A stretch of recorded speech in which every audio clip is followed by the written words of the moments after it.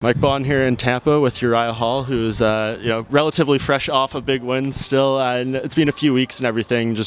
I know immediately after you were pretty reflective about the win over Antonio Carlos Jr. But now that you've had like a few weeks and probably watched the tape back and stuff, how do you feel about that performance you had? If I can be really honest about the whole thing, when I was fighting Anthony Carlos Jr., I didn't realize how much of a G he was with grappling. I must have watched one fight, and when everyone was telling me about the success that I was having, I was like, okay, but then they kept digging into the fact that, no, you don't understand, he's like the man at grappling. I was like, really? So for me, I think the less I know about you, the better it is, because then I get to focus more on my attributes. Sure, and I mean, you're the striker, so obviously, when you're matched up against grapplers, that's how those guys are going to try to fight you. Do you prove something to yourself when you're able to, do that, get out of some difficult positions and everything, and just put on a performance like that where you have to overcome some things in there? I got to give credit to my grappling coach, Jason Manley, because for years I hated grappling. I couldn't stand it. I'm like, why are we hugging each other? But he was the first guy to make me understand it, and he gave me one move, just like we saw Ronda go out there and do an arm bar every single time. My move is a Kimura. I feel so confident. I get it from everywhere. So with that in my mind, it made it easy to just focus on a singular focus. And it just made me adjust easily. And of course, the move we did with the 2-on-1, I can't tell you how many times we practiced that. So I really feel comfortable. I've never been submitted. Not to say that there's no good grapplers out there, but I'm not afraid of it. If you're a great grappler, whoop-de-doo, you got to get past these guys, That was your first camp with Fortis MMA and everything. When you make a move like that, it's like kind of rolling the dice in a certain way. You ultimately don't know how it's going to pan out, but it seems like this is something that's really clicked for you, and this is like a move that's going to be hugely beneficial for your career moving forward.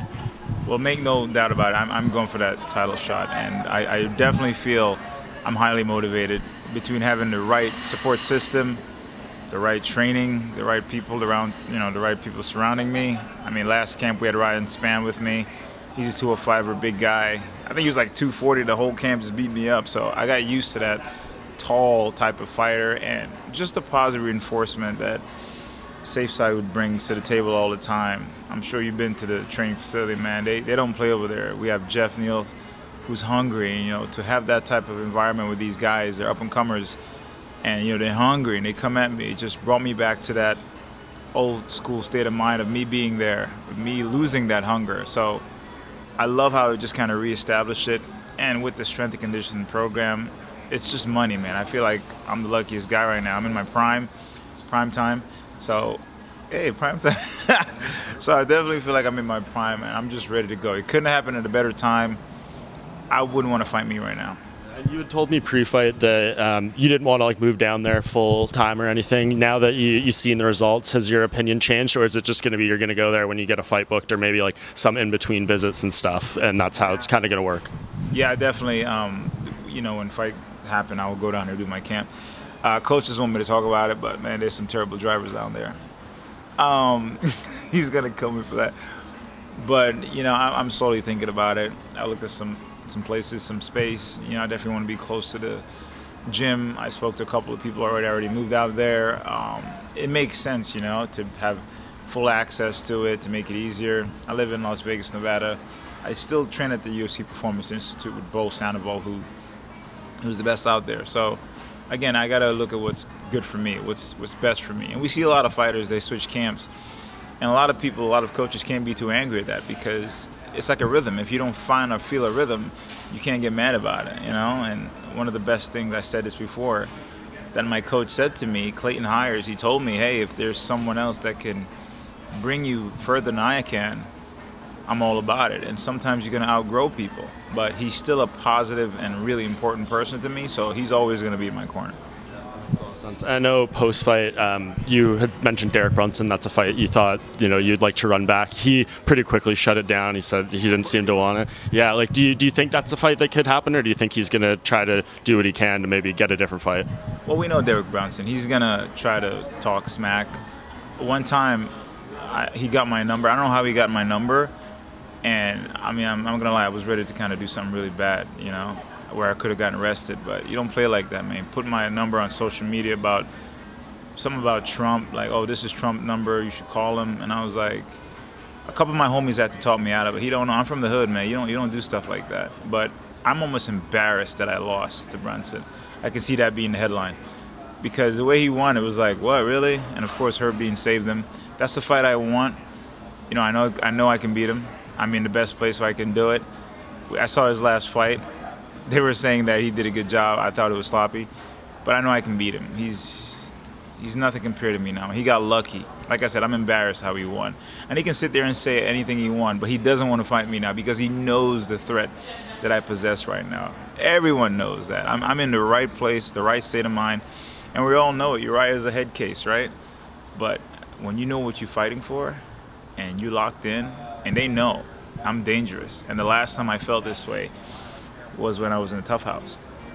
I was locked in. And I'm not going to lie, I've lost that. So for me to regain it, I feel like I'm dangerous. And my goal is to fight Israel Adesanya. He is my trophy. I don't give a fuck about no belt. I want him. He's the trophy. There's so many holes that I see. I'm not going to sit here and talk shit about him. He's great. He's accomplished a lot. But that fight makes so much sense. It's like one of those built-up anime of Dragon Ball Z versus Naruto, right? So I want that. And, maybe right now I got to play the politic cards. Maybe right now I got to kiss some ass. I got to talk some shit. It's not who I am, but it sucks that the sport's got to come to for me to get to where I want to be. And Brunson's in my way. I know I can step over him. If I step over him, I'll take either one of those guys. I'm so ready for anybody. If they call me right now and say, hey, they need you at 205 to fight whoever, I'll be like, all right, let's do it. I'm dangerous right now.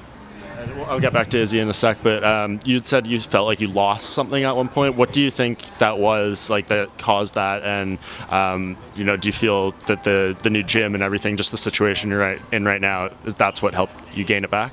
Yeah, I mean, if I can be a little personal, for a lot of athletes, it's consistent where you have to stay positive. And Bruce Lee said it too, you'll get in a plateau, but you can't stay there. And I've been in plateaus where I've moved from gyms. I left my old gym years ago, and after that, I didn't have that family orientation. And I went to other gyms, not to take anything away. I went to King's, I went to Extreme Couture. And, they were great people. I felt like I had family and stuff like that. But I'm very structured. I'm the type of guy where I'm so structured. If things aren't structured properly, it takes me out of my element. Things are all over the place. And again, I'm not taking anything away from these guys, but I spoke to Kelvin about it a while ago. And, he was one of those where he was going from gym to gym too. And he told me when he found King's, he felt like he was home. I tried to find that there, but I didn't really find it. But I feel like I have it here. So it's personal, and no one should ever think it's a disrespect. Because at the end of the day, it's all about you. My coaches could bring me to the octagon, but guess what? I got to go in there by myself. So I got to feel comfortable with what they can teach me so I can feel like I can use it. You know what I'm saying? And to mention, bring Izzy back up, what did you make of his performance against Whitaker? Did you expect the fight to go down like that? And, were you impressed by that win? To be honest, I didn't watch the fight. In fact, Coach Safe called me. He's like, hey, you going to watch the fight? I'm like, no, I'm going to go train. And I was so highly motivated that I went to train instead of watching the fight because I'm like, I'm hungry again, I'm starving, and I put myself in that uncomfortable position to get comfortable with it. I'm so hungry and focused and driven. I haven't stopped training after my fight. I've been hanging out at 195. I'm telling my coaches, I'm like, what's up? Let's get it cracking. Who we got to beat? But again, it goes back to the politic cards, And of course, everyone's going to have their own opinion. Hey, man, you're not ready. Or I'm like, suck my left nut, dude. Like, you don't know the sport. You don't know what you're talking about. Like the politics, the negative folks. I can't wait to see their faces when I get that strap because I'm the guy that's not supposed to. Coulda, woulda, shoulda. But it's just a matter of time. It's inevitable. It's going to happen. I believe it.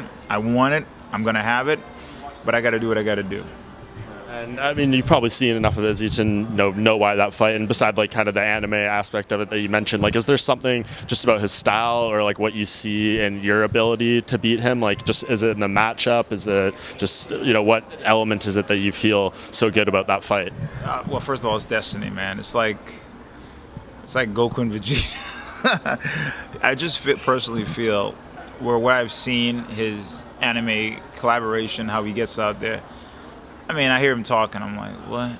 But I just know I can beat him. It's just a feeling. I just know I was destined to fight him. It's going to happen. And in terms of holes, I mean, there's so many. Everyone has holes. I have holes too. I'm sure he sees them. I mean, my job is to not let him get them, but I just know how to fight him. I know how to fight that style. That's a very creative style, and you can't be one-dimensional when you fight a style like that. You can't go out there and just box or just, like I said, be one-dimensional. We see the opponents that go out there and just get starstruck or just get out of their element. You know, he's very dynamic. I'm extremely dynamic, and with that too dynamic creativity, it's just going to create this explosion. And the world hasn't even known it. They don't even know. They don't even know what's going to happen. So it's just a matter of time. Awesome. And the last thing, so it's clear you want to fight Derek Brunson. Seems like you're ready to go as soon as possible. You say you're 195. So, like, what would be Brunson? What would be like the ideal date for you to get back in there and fight again? I would love to fight before the year ends. If he's up for it, I don't know if they're protecting him or he's protecting himself or he's looking to. That dude ain't gonna be champ. He's not gonna be champ. He's like a gatekeeper. People say I'm a gatekeeper, but I was just stalling. I was just chilling at the gate. I didn't know I could open the fucking gate and go in. You know what I'm saying? But he's actually just chilling. So I know I'm gonna get him and just take him out of the way. And again, he's just a stepping stone. At the end of the day, it's business, man. Stepping stone. He's in my way. He's ranked, what, 8? A couple of dudes are leaving the division. There's not too much people to fight. I mean, he makes perfect sense. He's coming off a win. I'm coming off a win. It makes perfect sense. Let's make it a main event, you know? He says his cardio is great. Let's test it. So let's get it cracking, man. Where you at? Where you at, bro?